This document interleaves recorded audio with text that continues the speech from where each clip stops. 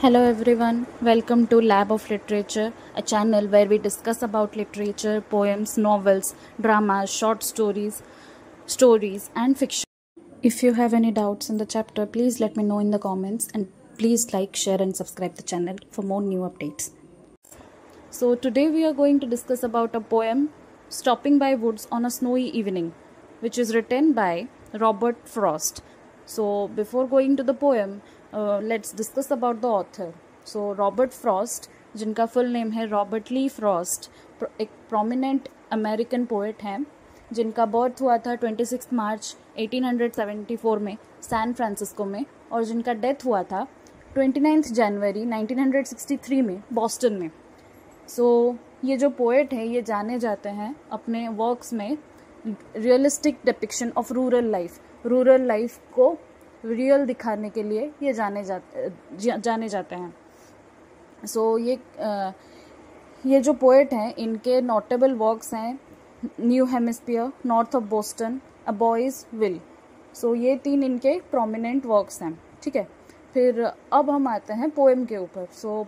ये जो पोएम है stopping by woods on a snowy evening, ये लिखा गया था 1922 में और पब्लिश हुआ था 1923 में. न्यू हेमिस्फीयर जो बुक है उस बुक में ये पब्लिश हुआ था. वो जो बुक है वो बेसिकली एक कलेक्शन ऑफ पोएम है जिसमें कि बहुत सारे पोएम्स का एक कलेक्शन है वो बुक. ठीक है, उसी बुक में ये जो पोएम है हमारा stopping by woods on a snowy evening ये भी पब्लिश हुआ था. इसमें जो प्रोमिनेंट लिटरेरी डिवाइसेस यूज होते हैं वो है इमेजरी, पर्सनिफिकेशन एंड रेपिटेशन. ये जो 3 लिटरेरी डिवाइसेस हैं ये हमें इस पोएम में देखने को मिलते हैं. अब हम पोएम शुरू करते हैं. ये पोएम स्टार्ट होता है, Whose woods these are, I think I know. His house is in the village though. He will not see me stopping here to watch his woods fill up with snow. The meaning of these lines are, poet ये कहना चाहते हैं कि मैं अभी जिस woods मतलब एक छोटा फॉरेस्ट, जो कि अमेरिकन कल्चर में ऐसा होता है कि लोग अपने घर के आसपास के एरिया में छोटे छोटे मतलब जैसे हम गार्डन बनाते हैं अपने घर के बाहर या फिर बड़े बड़े पेड़ लगाते हैं हमारे गांव में फार्म हाउसेस के पास, वैसे ही वो क्या करते हैं अमेरिकन लोग क्या करते हैं ना, अपने घर के पास एक छोटे फॉरेस्ट जैसी एक एटमॉस्फेयर क्रिएट करते हैं जिसको हम बोलते हैं वुड्स. ठीक है, a small forest is called a woods. ठीक है, ये वुड्स में किसका है, ये वुड्स मुझे पता है, मैं जहाँ पे अभी खड़ा हूँ जिस वुड्स में वो किसका है शायद मुझे पता है, और उसका मालिक अभी तो गांव में है तो वो मुझे देख नहीं सकता कि मैं उसके इस स्नो फील्ड वुड्स को देख रहा हूँ, एंजॉय कर रहा हूँ. My little horse must think it queer to stop without a farmhouse near between the woods and frozen lake the darkest evening of the year.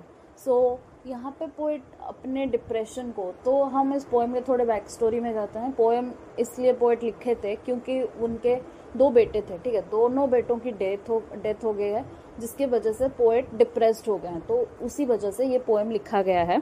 ठीक है, अभी पोएट बोल रहे हैं कि माई little horse must think it queer. ठीक है, मेरा जो घोड़ा है वो अभी सोच रहा होगा कि ये मैं कैसी जगह पे रुक गया हूँ, कि मतलब जहाँ पे ना कोई फार्म हाउस है, ना कोई घर दिख रहा है, ना कुछ दिख रहा है और इतना अंधेरा है आसपास, तो मैं यहाँ पे क्यों रुका हूँ. वो ज़रूर सोच रहा होगा इस वुड्स और इस लेक के बीच में मैं क्यों रुक गया, वो अभी ज़रूर वही सोच रहा होगा. यहाँ पे जो लाइन है the darkest evening of the year, इसका मतलब होता है कि मतलब उनके लाइफ का सबसे डार्केस्ट फेज चल रहा है, तो वो उसको यहाँ पे इमेज दिखा रहे हैं हमको कि ये जो इवनिंग है ये भी ईयर का सबसे डार्केस्ट इवनिंग ही है. he gives his harness bells a shake to ask if there is some mistake. The only other sounds the sweep of easy wind and downy flake.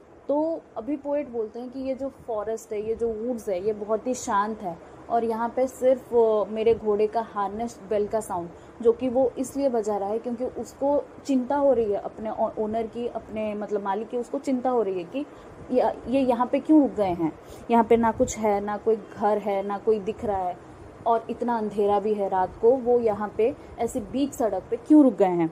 तो ये सोच के वो अपने हार्नेस बेल को एक shake दे रहा है कि वो एक क्वेश्चन कर रहा है कि क्या कोई गलती हो गई है, हम यहाँ पे क्यों रुके हैं, ठीक है। और उसके अलावा, उस हार्नेस बेल के अलावा यहाँ पे सिर्फ और सिर्फ मतलब वहाँ पे इतना सन्नाटा है कि सिर्फ और सिर्फ हवाओं का साउंड आ रहा है, और उसके साथ जो छोटे छोटे स्नोफ्लेक्स गिर रहे हैं पेड़ों से या फिर आसमान से, उसका साउंड आ रहा है सिर्फ, ठीक है।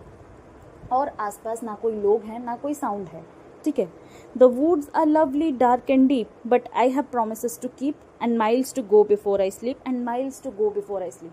These lines are very important because ये यहाँ पे पोएट क्या कर रहे हैं ना, हमको पोएट लिख कुछ और रहे हैं, बता कुछ और रहे हैं, ठीक है। The woods are lovely dark and deep, बेशक ये जो वुड्स हैं बहुत सुंदर दिख रहे हैं, डार्क हैं, डीप हैं, बहुत अच्छे दिख रहे हैं, क्योंकि उनको मतलब वो बहुत दुख में थे, उनको वो सब चीज़ें जो कि डार्क थी, डीप थी, उनको वो चीज़ें उनको मतलब शांति दे रही थी, सुकून दे रहा था, वो फॉरेस्ट उनको सुकून दे रहा था। पर वो बोलते हैं कि मैं यहाँ पे हमेशा के लिए नहीं रुक सकता, मैं यहाँ पे ज़्यादा देर नहीं रुक सकता, क्योंकि मेरे पास बहुत सारी प्रॉमिसेस हैं जिनको मुझे रखना है, जिनको मुझे कीप करना है, जिनको मुझे पूरा करना है, ठीक है। बहुत सारी प्रॉमिसेस हैं, बहुत सारे ड्यूटीज़ हैं जिनको मुझे पूरा करना है।